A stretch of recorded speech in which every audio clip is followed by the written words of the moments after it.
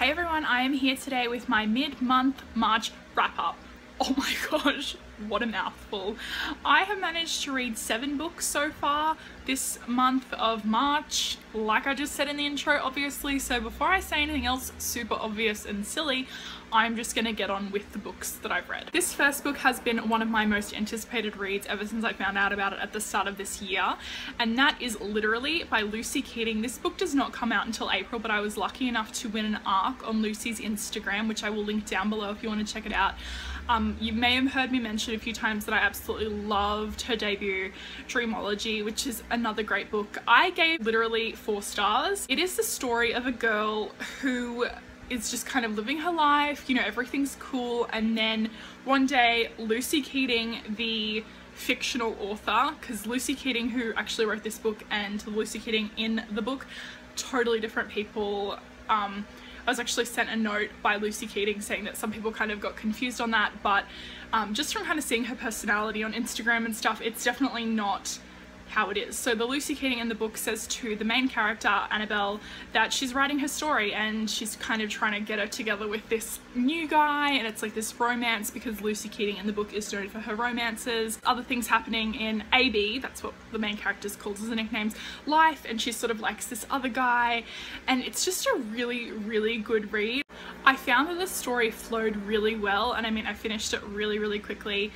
I just really like Lucy Keating as an author, and I can't wait to see what else she comes up with next, and that's such a shame because it's like I'm gonna have to wait now because I've already gotten this one early. Some of the main themes are just kind of breaking out of the mold and being able to live your own life, because once AB finds out that she is a character in a book, she's like, how much of this is real, what am I feeling, and it makes you ask a lot of questions of yourself, and I really enjoyed it. So I would strongly suggest picking that one up when it is released.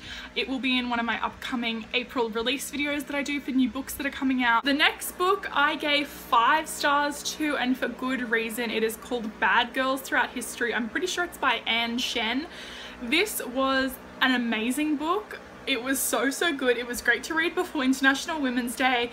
Gave me a lot of girl power. I actually asked on Goodreads if it would be appropriate for younger sort of readers, and I definitely think that it would. I mean, what it is it's obviously a book, and it sort of just has like a little 1-page thing on bad girls throughout history, like women who have broken the mold or seen as sort of like, you know, a little bit rebellious and stuff. Like we had a page for Cleopatra and then Amelia Earhart, women who are doing things before their time or when they weren't really supposed to be doing things and weren't thought of as people who could do that sort of stuff. Usually like 1 page, no more than 2 pages I would say. Most are like 1 page to 1.5, and then there's a little drawing of them and just like a really good brief synopsis of everything they've done. So I would definitely recommend that one. I would say that it is appropriate for younger readers.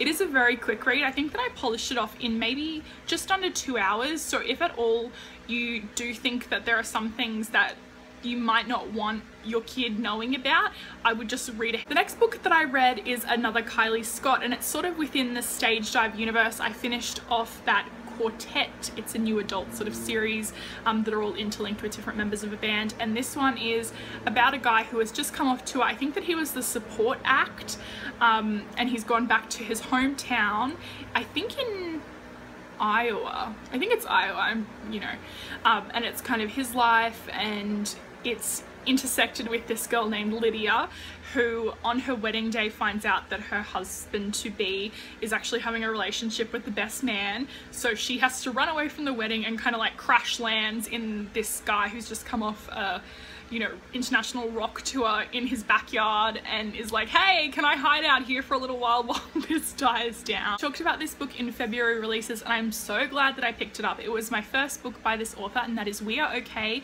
by Nina Lakua. Oh, great book. 4.5 stars. Very character driven, very poetically written, beautiful. It's about a girl named Marin who has run away from California because of some stuff that happened that she found out. I don't want to say too much because it's not that it's a big surprise or anything, but it's just definitely that like unraveling of the story and kind of seeing her feelings towards it and where it goes. and everything else that happens. It's just a really beautiful story. This is a series that I started a long time ago. It's another new adult one. I have read the first 2 books. This is the 3rd book, and it is called Ricochet by Sky Jordan. The first 2 I definitely liked more. This is the 3rd book in the series, like I said, and I gave it 3 stars. So the other 2 were probably like 4-star books for me, which is incredibly rare when I'm talking about new adult, but also because I probably read them way earlier. I think even before I started BookTube I read them, so I wasn't exposed to that much new adult, so I rated things higher, and now I expect more from books, but that's an entirely different video. I won't get into that. In the world of the Renegades, Renegades are like a stuntman organization. They work behind the scenes. This main female character in this one is Rachel, who is their secretary, and Riker is the guy who has just come back from Iraq. He's had some serious problems with PTSD, which was a pretty interesting spin on things because, you know, obviously that's a very prevalent thing, and I think that the issues were addressed accordingly. I just didn't really connect to any of the characters. I definitely do want to continue on because there's 2 more books in it, and then I'm just done with that.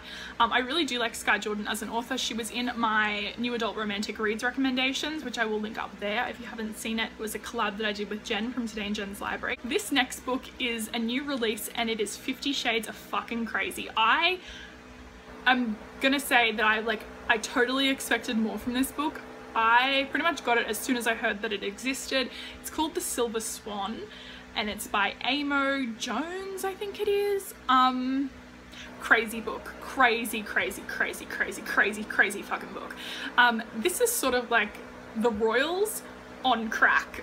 I love the Royals, we know this. I love me some trashy shit with some rich teenagers doing ridiculous things, but this was just next level. Writing in this, it is touted as young adult. It is not young adult. This is very graphic sexually. It is kind of weird. I just don't even really know how to describe it. Okay, so there's this girl, her name's Madison Montgomery. She has a dad because her mum lost the plot and killed her father's mistress and then herself with Madison's gun because, you know, Madison's 17 years old. She's been shooting guns her whole life. That's her prerogative. That's cool. So she's moved to a school in the Hamptons. She has a best friend, of course, because everyone has like a best friend who is like hyperactive, and she's like, oh, there's these guys, they're called the Kings or some shit like that, and they're these sons of like a really powerful family, and it's just like, it's, you know, it's, if you've read one of these books, you've read them all because they all follow that same sort of basic formula. And of course her stepbrother is one of the mysterious cool guys that nobody has anything else to do with apart from, you know, like each other. The elite kings, and there's like 7 or 9 of them. Yeah, this book is just crazy. 2 stars.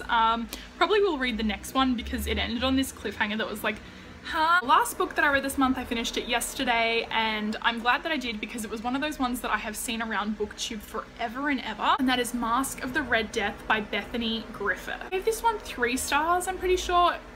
It was good, by no means fantastic. It's based on the Edgar Allan Poe story of, you know, like all of that stuff, so it's pretty self-explanatory.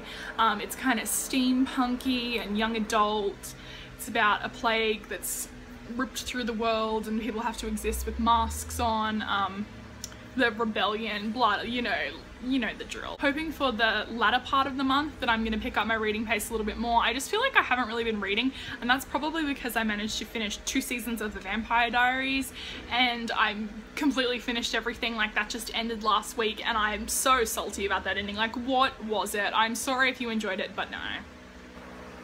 So that is everything that I have read so far in the month of March. Let me know in the comments down below, guys, if you have read any of these books. We'll see you in my next video. Lots of love, hugs, and kisses. Bye.